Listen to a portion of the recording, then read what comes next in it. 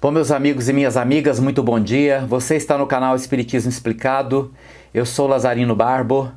Antes de começar o nosso vídeo de hoje, ajude o nosso canal a crescer, inscreva-se no nosso canal, compartilhe com seus amigos, ative o sininho para que o YouTube possa avisar você dos novos vídeos. Mas hoje nós vamos falar sobre um tema interessante para as pessoas que têm dúvidas sobre a existência ou não dos espíritos. Esta dúvida que esteve presente em todas as épocas da humanidade, inclusive nos dias de hoje, fazendo com que a sociedade se divida muitas vezes entre espiritualistas e materialistas, e continua um tema extremamente atual, mas não há como discutirmos sobre esse tema sem ouvir Allan Kardec. Eu sou um admirador profundo do racionalismo kardecista, por este homem ter tido a capacidade de criar uma religião que ao mesmo tempo se completa com filosofia e ciência, baseada no racionalismo, a ponto de, em um dos seus postulados, afirmar que se conhece o verdadeiro espírita pela sua capacidade de encarar a razão em todas as épocas da humanidade. Então hoje podemos dizer que o mundo se divide em ateus, que são aqueles que não acreditam na existência do espírito, em espiritualistas que acreditam que existe o espírito, e os espíritas, que estudam e praticam uma ciência, uma filosofia e uma religião baseado numa certeza absoluta de que existe o espírito, que existe a reencarnação, que o espírito não foi criado como um ser pronto, mas criado para evoluir a partir do princípio inteligente. E nós acrescentamos em nosso comportamento como espírita ainda a crença e a prática absoluta na comunicação entre aqueles que não têm mais um corpo físico e por isso estão desencarnados, e nós que vestimos temporariamente um corpo físico e, portanto, estamos na condição de encarnados. Mas qualquer entendimento mais profundo sobre a visão espírita sobre o tema espíritos não tem como ser objetivado sem que se analise o que Kardec disse. Vamos ler do Livro dos Médiuns, o capítulo 1, Há Espíritos. A dúvida no que concerne à existência dos espíritos tem como causa primária a ignorância acerca da verdadeira natureza deles. Geralmente são figurados como seres à parte da criação e de cuja existência não está demonstrada a necessidade. Muitas pessoas, mais ou menos como as que só conhecem a história pelos romances, apenas os conhecem através dos contos fantásticos com que foram acalentadas em criança, sem indagarem se tais contos, despojados dos acessórios ridículos, encerram algum fundo de verdade. Essas pessoas unicamente se impressionam com o lado absurdo que eles revelam, sem se darem ao trabalho de tirar a casca amarga para achar a amêndoa, rejeitam o todo, como fazem relativamente à religião, os que, chocados por certos abusos, tudo englobam numa só condenação. Seja qual for a ideia de que dos espíritos se faça, a crença neles necessariamente se funda na existência de um princípio inteligente fora da matéria. Essa crença é incompatível com a negação absoluta deste princípio. Tomamos, consequentemente, por ponto de partida, a existência, a sobrevivência e a individualidade da alma. Existência, sobrevivência e individualidade que tem no espiritualismo a sua demonstração teórica e dogmática, e no espiritismo a demonstração positiva. Abstraímos por um momento das manifestações propriamente ditas e, raciocinando por indução, vejamos a que consequências chegaremos. Desde que se admita a existência da alma e sua individualidade após a morte, forçoso é também que se admita, primeiro, que sua natureza difere da do corpo, visto que separada deste, deixa de ter as propriedades peculiares ao corpo. Segundo, que goza da consciência de si mesma, pois que é passível de alegria ou de sofrimento, sem o que seria um ser inerte, caso que possuí-la de nada nos valeria. Admitido isso, tem-se que admitir que essa alma vai para alguma parte. Que venha a ser feito dela e para onde vai? Segundo a crença vulgar, vai para o céu ou vai para o inferno. Mas onde ficam o céu e o inferno? Dizia-se outrora que o céu era em cima e o inferno era embaixo. Porém, o que são o alto e o baixo no universo, uma vez que se conhecem a esfericidade da Terra, o movimento dos astros, movimento que faz com que, em dado instante, esteja no alto, 12 horas depois esteja embaixo.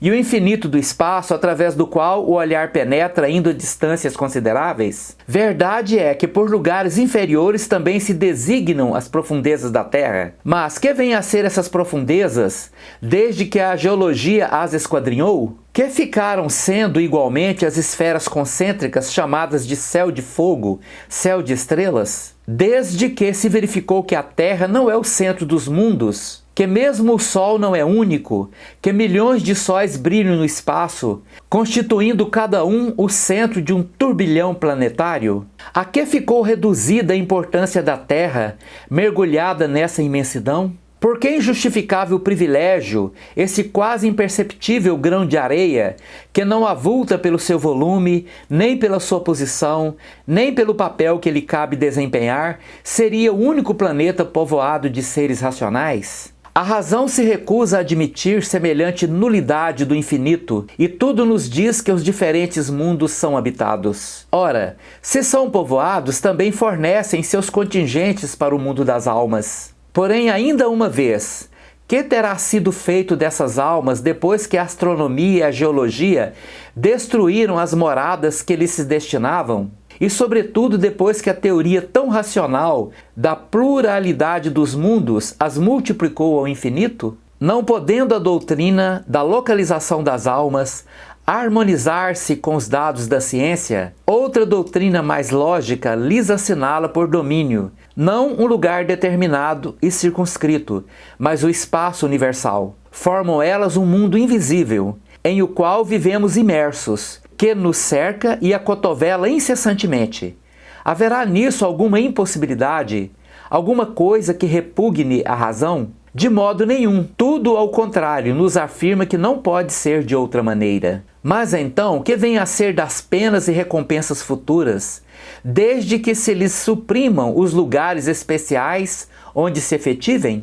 Notai que a incredulidade com relação a tais penas e recompensas provam geralmente de serem umas e outras apresentadas em condições inadmissíveis. Dizei em vez disso que as almas tiram de si mesmas a felicidade ou a sua desgraça, que a sorte lhes está subordinada ao estado moral, que a reunião das que votam mútua simpatia e são boas representam para elas uma fonte de ventura, que de acordo com o grau de purificação que tenham alcançado, penetram e entreveem coisas que almas grosseiras não distinguem, e toda a gente compreenderá sem dificuldade. Dizei mais, que as almas não atingem o grau supremo, senão pelos esforços que façam por se melhorarem, e depois de uma série de provas adequadas à sua purificação, que os anjos são almas que galgaram o último grau da escala, grau que todas podem atingir tendo boa vontade, que os anjos são os mensageiros de Deus, encarregados de velar pela execução de seus desígnios em todo o universo, que se sentem ditosos com o desempenho dessas missões gloriosas. E lhes tereis dado à felicidade um fim mais útil e mais atraente do que fazendo-a consistir numa contemplação perpétua, que não passaria de perpétua inutilidade. Dizei finalmente que os demônios são simplesmente as almas dos maus, ainda não purificadas, mas que podem, como as outras, ascender ao mais alto cume da perfeição, e isto parecerá mais conforme à justiça e à bondade de Deus, do que a doutrina dos que há dado como criados para o mal e ao mal destinados eternamente. Ainda uma vez, aí tendes o que a mais severa razão, a mais rigorosa lógica, o bom senso, em suma, podem admitir. Ora, essas almas que povoam o espaço são precisamente o a que se chama espíritos. Mais hipotética lhe seria a existência se fossem seres à parte. Se, porém, se admitir que há almas, necessário também será admita que os espíritos são simplesmente as almas e nada mais. Se se admite que as almas estão por toda parte, ter-se-á que admitir do mesmo modo que os espíritos estão por toda parte. Possível, portanto, não for negar a existência dos espíritos sem negar a existência das almas. Isto não passa, é certo, de uma teoria mais racional do que a outra, porém já é muito que seja uma teoria que nem a razão nem a ciência repelem. Acresce que se os fatos a corroboram, tem ela por si a sanção do raciocínio e da experiência. Esses fatos se nos deparam no fenômeno das manifestações espíritas, que assim constituem a prova patente da existência e da sobrevivência da alma. Muitas pessoas há, entretanto, cuja crença não vai além desse ponto, que admitem a existência das almas e, consequentemente, a dos espíritos, mas que negam a possibilidade de nos comunicarmos com eles, pela razão, dizem, que seres imateriais não podem atuar sobre a matéria. Essa dúvida assenta na ignorância da verdadeira natureza dos espíritos, dos quais, em geral, fazem ideia muito falsa, supondo-os erradamente seres abstratos, vagos e indefinidos, o que não é real. Figuremos primeiramente o espírito em união com o corpo. Ele é o ser principal, pois é o ser que pensa e sobrevive. O corpo não passa de um acessório seu, de um invólucro, uma veste, que ele deixa quando usada. Além desse invólucro material, tem o espírito um segundo semimaterial, que o liga ao primeiro. Por ocasião da morte, despoja-se deste, porém não do outro, a que damos o nome de perispírito. Esse invólucro semimaterial, que tem a forma humana, constitui para o espírito um corpo fluídico, vaporoso, mas que pelo fato de nos ser invisível no seu estado normal, não deixa de ter algumas das propriedades da matéria. O espírito não é, pois, um ponto, uma abstração. É um ser limitado e circunscrito, ao qual só falta ser visível e palpável, para se assemelhar aos seres humanos. Por que então não haveria de atuar sobre a matéria, por ser fluídico o seu corpo? Mas onde encontra o homem os seus mais possantes motores, senão entre os mais rarificados fluidos? Mesmo entre os que se consideram imponderáveis, como por exemplo a eletricidade? Não é exato que a luz imponderável exerce ação química sobre a matéria ponderável? Não conhecemos a natureza íntima do perispírito. Suponhamo-lo, todavia, formado de matéria elétrica, ou de outra tão sutil quanto esta, porque, quando dirigido por uma vontade, não teria propriedade idêntica à daquela matéria? A existência da alma e a de Deus, consequência uma da outra, constituindo a base de todo o edifício antes de travarmos qualquer discussão espírita, importa indaguemos se o nosso interlocutor admite esta base. Se estas questões, credes em Deus? Credes que tendes uma alma? Credes na sobrevivência da alma após a morte? Responder negativamente, ou mesmo se disser simplesmente, não sei, desejara que assim fosse, mas não tenho a certeza, o que quase sempre equivale a uma negação polida, disfarçada sob uma forma menos categórica, para não chocar bruscamente o a que ele chama preconceitos respeitáveis, tão inútil seria ir além, como querer demonstrar as propriedades da luz a um cego, que não admitisse a existência da luz. Porque, em suma, as manifestações espíritas não são mais do que efeitos das propriedades da alma. Com semelhante interlocutor, se não quiser perder tempo, ter-se-á que seguir muito diversa ordem de ideias. Admita que seja a base, não como simples probabilidade, mas como coisa averiguada, incontestável.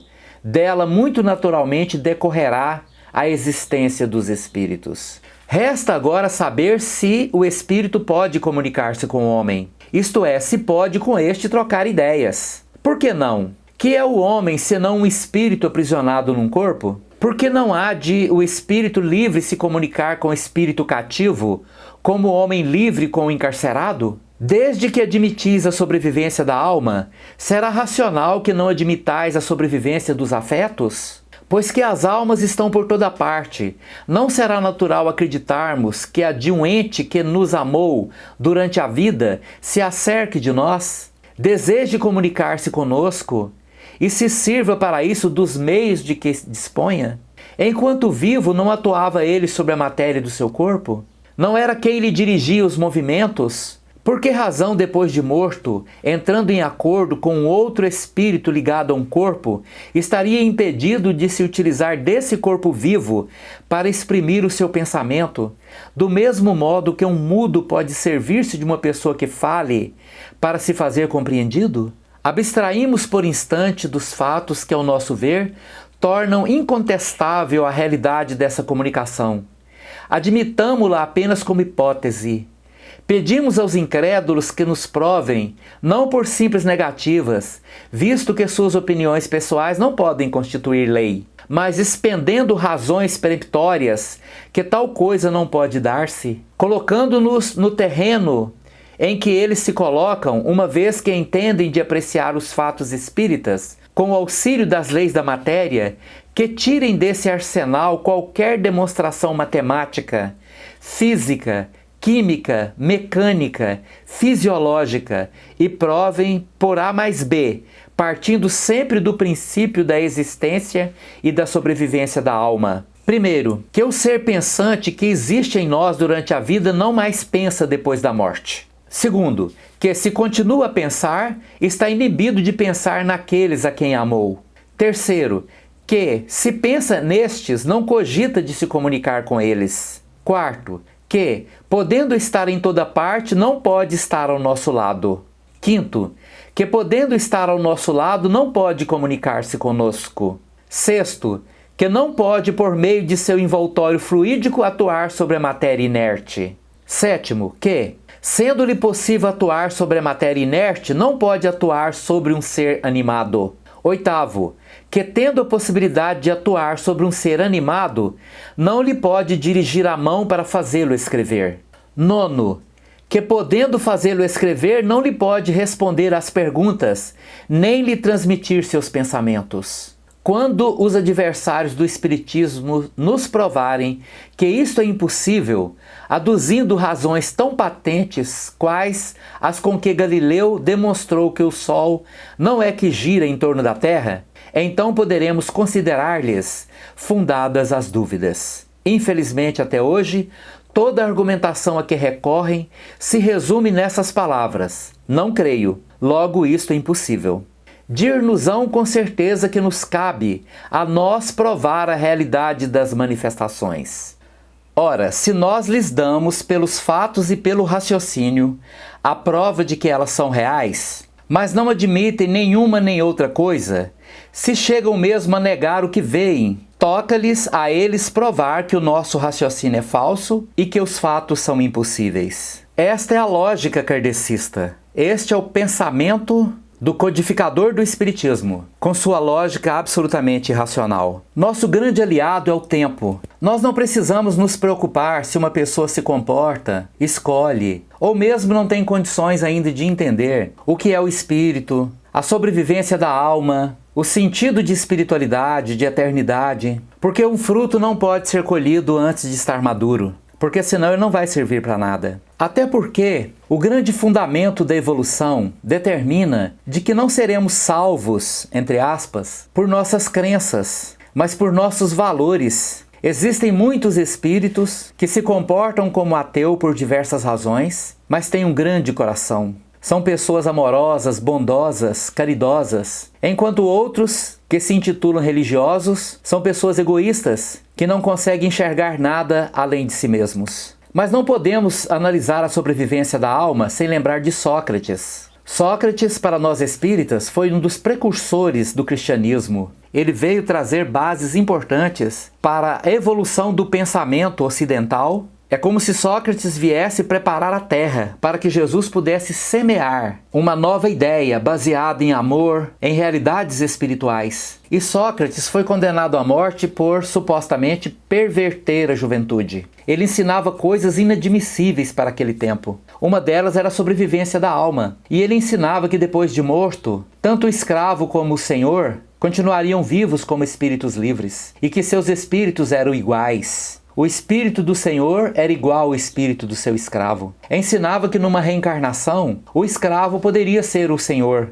e o Senhor ser o escravo. Ele ensinava que as virtudes é que estabeleciam a qualidade de um homem e não o seu status social, e não o seu status de nascimento. e por esta razão foi considerado um pervertor da juventude e condenado à morte. E diante dos seus juízes, Sócrates tece um poema à vida eterna, porque ele coloca a sua verdade diante de uma provação extrema, o fato de ter consciência de que dali a algumas horas o seu corpo estaria morto. E aí ele nos diz o seguinte: de duas uma, ou a morte é a destruição absoluta, ou é a passagem da alma para outro lugar. Se tudo tem de extinguir-se, a morte será como uma dessas raras noites que passamos sem sonhos e sem nenhuma consciência de nós mesmos. Todavia, se a morte é apenas uma mudança de morada, a passagem para outro lugar, a passagem para o lugar onde os mortos se têm de reunir, que felicidade é de encontrarmos lá aqueles a quem conhecemos. O meu maior prazer seria examinar de perto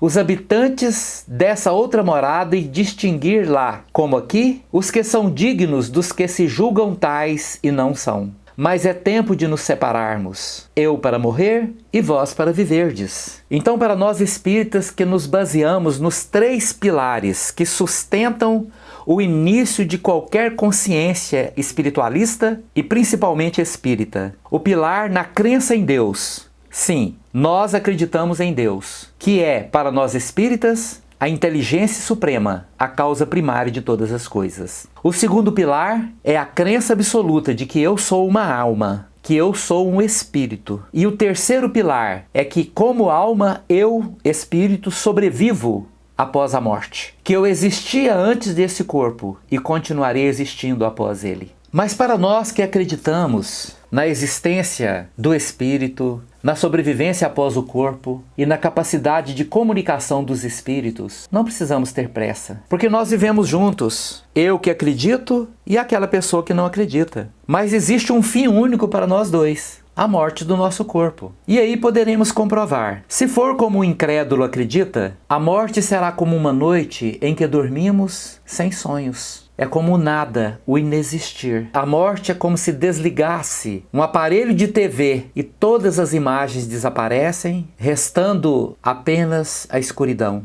Sem imagens, sem sons, sem música, sem alegria, sem dor, sem tristezas, sem nada. Mas se for como nós espíritas acreditamos, e como a experiência mediúnica nos demonstra todos os dias, a morte é apenas a liberação deste corpo e a continuidade de uma vida de aprendizado e evolução contínua. E lá sim encontraremos, como aqui, as pessoas que amamos e também aquelas que não conseguimos perdoar, para que na continuidade da evolução possamos um dia estar em plena harmonia com tudo e com todos, porque a natureza não tolera anomalias. Ela até as utiliza para se restabilizar, mas toda anomalia terá que um dia se estabelecer num processo de harmonia plena. E isso é válido dos átomos aos anjos. Muito obrigado por sua atenção. Se você gostou do nosso vídeo, deixe aí o seu like, compartilhe com seus amigos. Muito obrigado.